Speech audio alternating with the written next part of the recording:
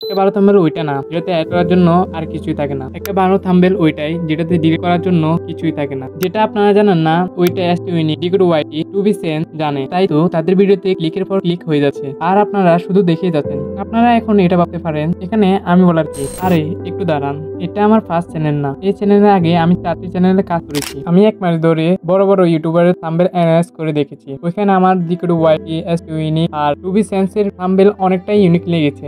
আর ওদের মতন থাম্বনেল বানাতে হলে এই 4টি পয়েন্ট ভালোভাবে বুঝতে হবে, তাহলে আপনিও মোবাইল ফোন দিয়ে এরকম থাম্বনেল তৈরি করতে পারবেন। এছাড়াও এআই দিয়ে এরকম থাম্বনেল তৈরি করতে পারবেন, যেটা আমি ভিডিও লাস্টে দেখিয়ে দেবো। তাহলে ফার্স্ট পয়েন্টে আসা যাক। ফার্স্ট পয়েন্ট হলো কালার কম্বিনেশন। আপনি কোনো কিছু তৈরি করার আগে কালার সাইকেলের সম্পর্কে জানতে হবে, তা না হলে আপনার থাম্বনেল এরকম হয়ে যেতে পারে। আচ্ছা এই কথা। কালার কম্বাইজেশনে দুটি জিনিস আছে, কমপ্লিমেন্টিং কালার আর হচ্ছে কন্ট্রাস্টিং কালার। কমপ্লিমেন্টিং কালার সোজা ভাষায় একটি রঙের সাথে অন্য একটি রং দেখতে ভালো লাগে। আমরা চাইলে কালার উইলের মাধ্যমেই বুঝতে পারি। ফর এক্সাম্পল, লালের সাথে সবুজ কমপ্লিমেন্টিং কালার আর হলুদের সাথে বেগুনি কমপ্লিমেন্টেড কালার, কিন্তু হলুদের সাথে সবুজ কখনোই কমপ্লিমেন্টেড কালার না। আপনারা তাহলে বুঝে গেছেন। তাহলে কন্ট্রাস্টিং কালারে আসা যাক। কন্ট্রাস্টিং কালার হচ্ছে একে অপরের বিপরীত। ফর এক্সাম্পল, সাদা এবং কালো। আর লিকুইড হোয়াইটি টু বি সেন্স ইউনিক লাল এবং সবুজ কালার ব্যবহার করে থাকে তাদের থাম্বনেলে। থাম্বনেল তৈরি করার সময় এই দুটি জিনিস আপনাদের মাথায় রাখতে হবে।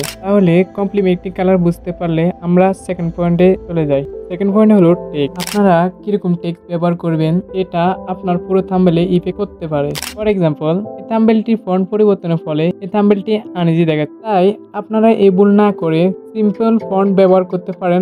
কিভাবে ব্যবহার করতে হবে এটা যদি বুঝতে পারেন, তাহলে আমরা থার্ড পয়েন্টে চলে আসি।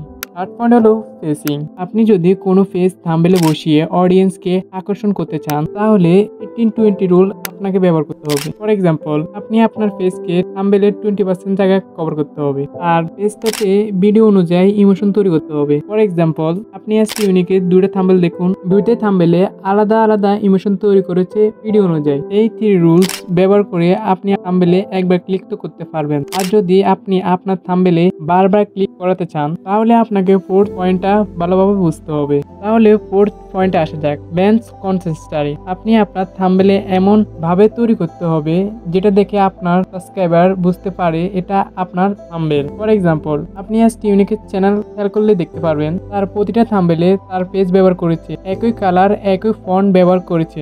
তাহলে আপনার থাম্বনেলে 50% কাজ এখানে শেষ।